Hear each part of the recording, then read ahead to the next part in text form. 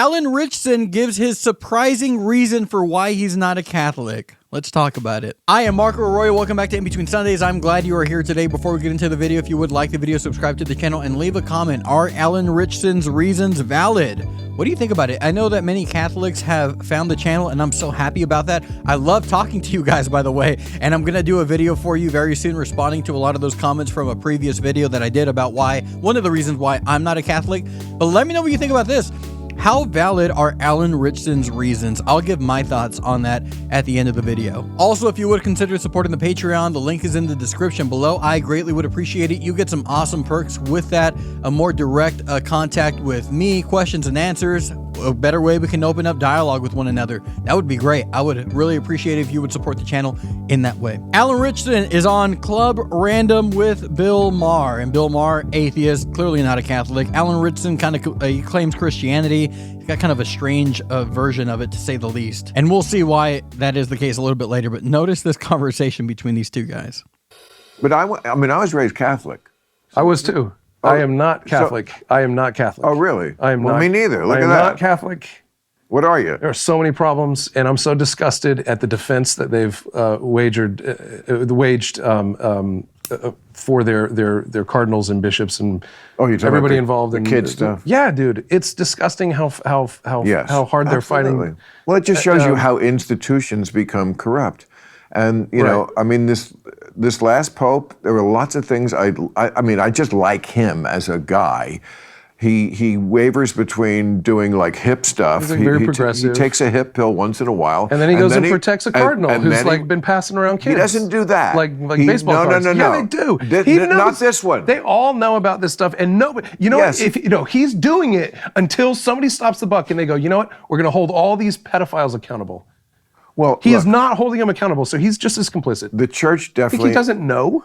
The church definitely needs a fresh new face somewhere other than a priest's lab. Like Jack Smith, maybe Jack could be Smith. the both. Like maybe we get a prosecutor and be the Pope. No, but you're being too hard on Frank. Frank has tried more than his predecessor.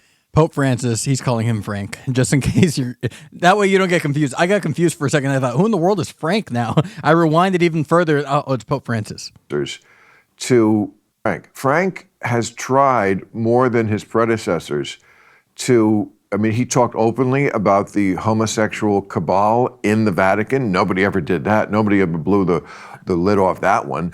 And he is not, I don't think he is transferring them like they used to. I don't think he's, I think first of all, it just became too obvious and it was too open and nobody could do that anymore. But I like Frank.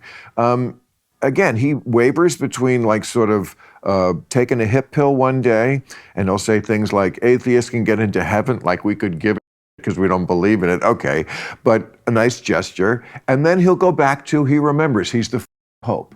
And, you know, and he'll do something really hard, right wing. But it's like, okay, but that's your brand. I kind of respect that, you know? You kind of like have to like once in a while be that guy because that's what people want. I mean, why would you join a religion if you didn't want like super duper hard, fast rules? Notice that Bill Maher kind of likes him, kind of defends him, and kind of not shrugs off, but he doesn't really agree with the notion that he is complicit in cover-ups of scandals with relation to the abuse of children in many different ways in years past. Notice what Alan Ritchson says, though, as a response to this. To keep you in line and to give you a sense of order in the world, even if it's not, I mean, my Jewish mother, sort of Jewish, but not Catholic. She didn't go to church with us. When I asked her at the beginning of religion, I was, why did you go along with this, you know, because she didn't go to church. She said, well, I just thought you needed structure, and any structure, even though I didn't believe in it, was better than nothing. Okay. I get that. I wouldn't subscribe to it, but I understand that's why. She thought, oh, you need some kind of religion in you. I mean, this is the 60s, you know.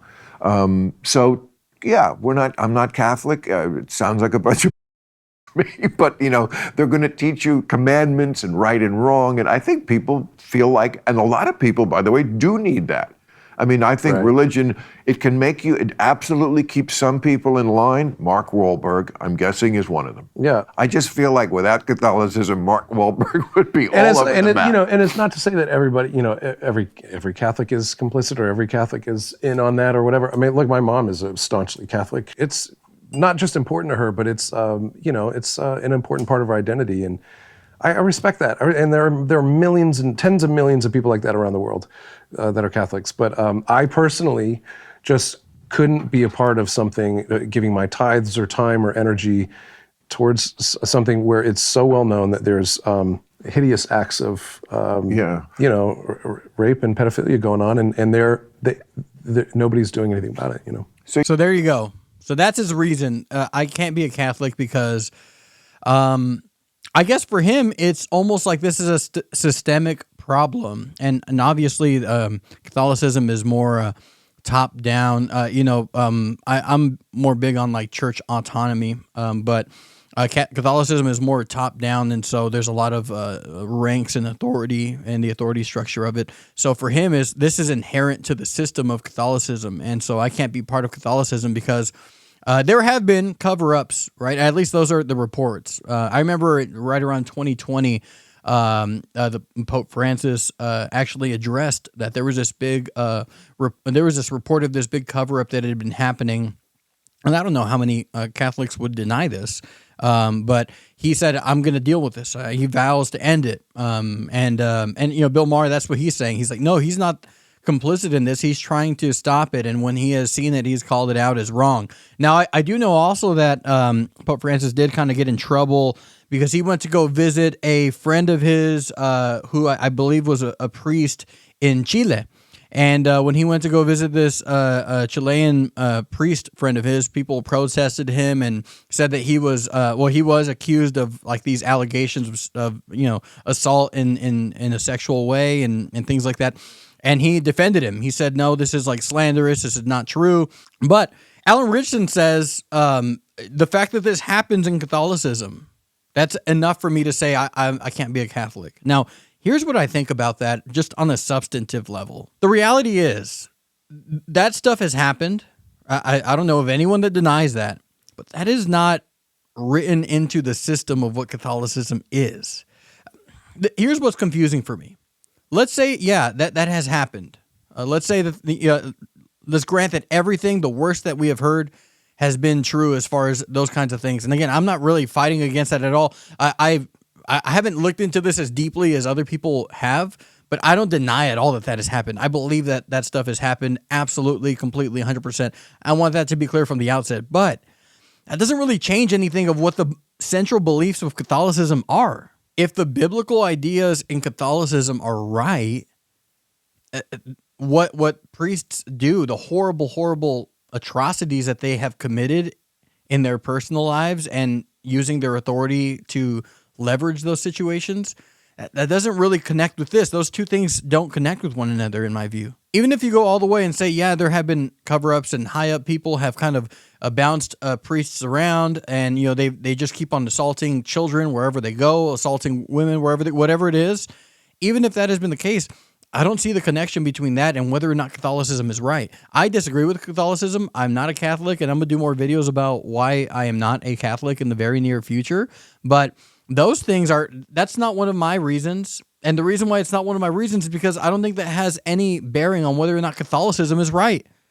Preachers in churches like the church that I'm in, they do terrible things sometimes. Now, again, it's not so top down. Churches are autonomous, and that's how they should be biblically, in my view, that they should be autonomous, each and every congregation. But preachers doing that and misbehaving and doing terrible things. And I've known some preachers who have done some horrible things. People who are in jail presently today for those things, and they should be there. I'm glad that they are there. With all that in mind, though, that has no bearing on what the Bible says.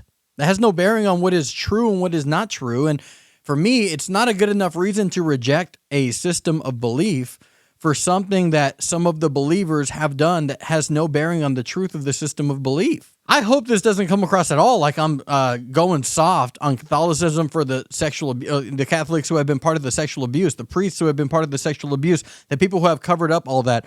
I'm not going soft on that at all. I absolutely hate that. It's disgusting. It's horrible. And I hope action is taken to expose every single inch of that. And I think every Catholic agrees with me on that. But at the same time, if we're going to be substantive in why we believe what we believe, we've got to be substantive about it and say, it's about what they believe about this. It's about what they believe about that. I can't sign on with that because of what this passage says. That's where I'm at with all of this.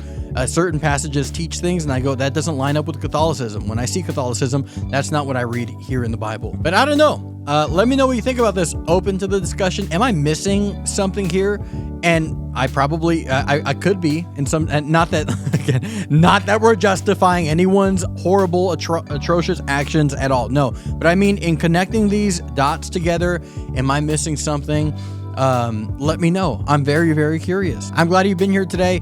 Give me your thoughts. Like the video, subscribe to the channel, consider supporting on Patreon. God bless you. I will see you next time.